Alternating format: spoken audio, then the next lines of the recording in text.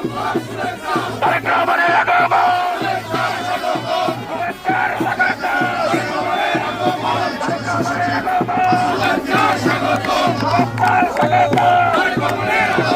জাহাঙ্গীর ভাইয়ের পক্ষ থেকে লাল গোলাপ শুভেচ্ছা।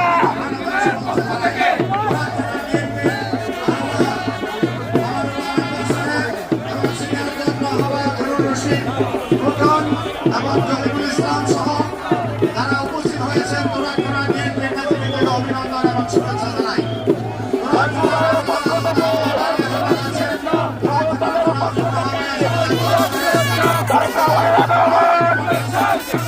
সরকার